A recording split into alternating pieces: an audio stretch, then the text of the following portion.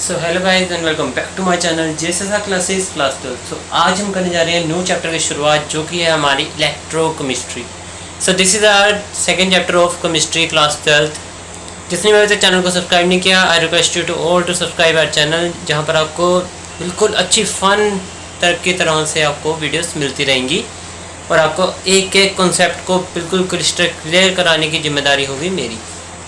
तो चलिए शुरू करते हैं आज के चैप्टर की तरफ। पहले हम देख लेते हैं इसकी इंट्रोडक्शन में मैं एक दो टॉपिक्स को आपको शुरुआत के पूरा समझाऊंगा, बाकी का मैं आपको बस ओवरव्यू दूंगा कि इस चैप्टर में क्या क्या है। ठीक है। सो पहले हम देख लेते हैं कि रिडॉक्स रिएक्शन क्या होती है। रिडॉक्स रिएक्शन आपको पढ़ने से, रिडॉक्स का मतलब आपको पढ़ने से शुरू पता लग ही चुका होगा। रिडॉक्स का मतलब रेड का मतलब कि रिडक्शन और ऑक्स का मतलब ऑक्सीजन। ठीक है ना। सो ऐसी रिएक्शंस जिसमें रिडक्शन और ऑक्सीजन मतलब कि ऑक्सीडेशन दोनों हो रही हैं, यही हमारे पास रिडॉक्स रिएक्शन क्या कहलाई जाती हैं, जिसमें रिड्यूसिंग एजेंट भी हमारे पास प्रेजेंट होता है और ऑक्सीडेशन रिएक्शन भी हमारे पास जो एजेंट होता है वो हमारे पास प्रेजेंट होता है। ठीक है। सो इसका एक अगर मैं आपको एग्जांपल बताऊं तो हमने जिंक और कॉपर का ये हमने एक सिंपल सा ले लिया है। ठीक है। जब हम देखते हैं कि जिंक में से जब 2 इलेक्ट्रॉन जब लूज़ करते हैं तो हमारे पास वो एक्वस में चल जाता है। किससे? सॉलिड से एक्वस में जा रहा है तो हमारे पास ऑक्सीडेशन हो रही है, और जब एक्वस से जब हम कॉपर को किस में लेके जाते हैं? सॉलिड में, तो हमारे पास क्या हो रहा है? यहाँ पर गेन हो रहा है 2 इलेक्ट्रॉन्स का, जो कि कहलाया जाता है हमारे पास रिडक्शन। ठीक हो गया? क्लियर है। सो नेक्स्ट है तो मेटेलिक एंड इलेक्ट्रोलाइटिक कंडक्टेंस पर। सो कंडक्टेंस आपको पता होगा कि क्या होता है? फ्लो ऑफ चार्ज इजली जिसमें हो सके वो हमारे पास कंडक्टेंस होती है। जो हमारे पास रेजिस्टेंस का क्या होता है? रेसिप्रोकल होता है। ठीक है। सो ये हमारे पास अब 2 टाइप्स की होती हैं।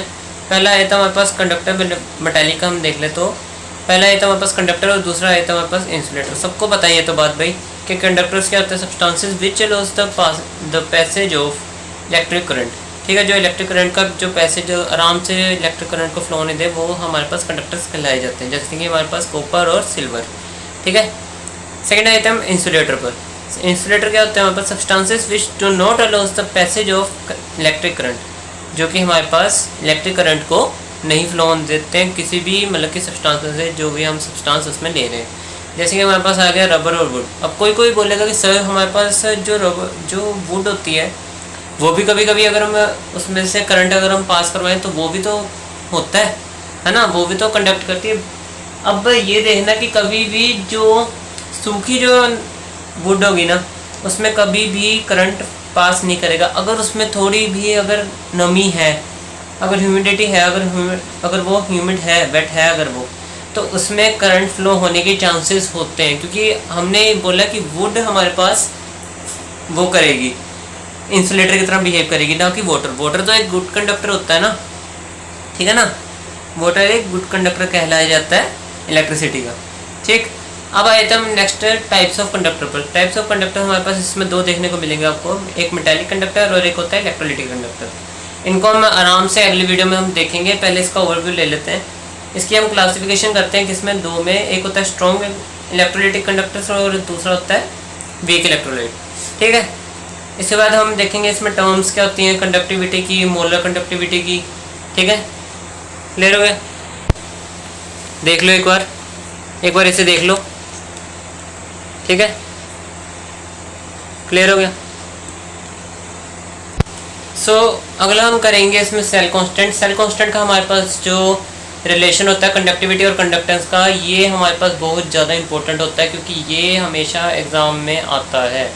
ठीक है। किसी ना किसी फॉर्म में एग्ज़ाम में आएगा, तो इसको स्टार या फिर इम्पोर्टेंट टिक कर लेना। ठीक है। सो इसके बाद आता है सॉल्ट ब्रिज। सॉल्ट ब्रिज में हमारे पास सिंपली कुछ नहीं होता, जो ये जो 2 है ना, जो ये आपको 2 डंडे दिख रहे हैं, ये हमारे पास सॉल्ट ब्रिज कहलाया जाता है, जिसके एक साइड जब हम किसी भी रिएक्शन को, मैंने पिछली रिएक्शन आपने अगर नोट की होगी तो पिछले रिएक्शन में हमने देखा है ये। ठीक है। इसी को हमने रिएक्शन को मैंने सॉल्ट ब्रिज में लिखा है, जो ये नीचे लिखी हुई है। ठीक है। सो जो ये जिंक है, हमेशा ध्यान रखना जो ऑक्सीडेशन होगी ना, जिसमें जैसे इसमें ऑक्सीडेशन हो रही थी है ना इन दोनों में, तो ये हमारे पास हमेशा जिस सब्सटेंस में ऑक्सीडेशन होगी वो हमारे पास हमेशा लेफ़्ट साइड में लिखा जाएगा, और जिसमें कंडक्टेंस होगी मतलब कि रिडक्शन होगी उसमें उसको हम लेंगे राइट साइड में। ठीक है। सो ये याद रखना कि जब भी ये अगर हम लेफ़्ट टू राइट अगर इसको देखें तो ये होता है फ्लो ऑफ इलेक्ट्रॉन्स का, मतलब कि जो जिस साइड को इलेक्ट्रॉन्स फ्लो करेंगे, और उसको आपको पता है कि ये होता है हमारे पास करंट।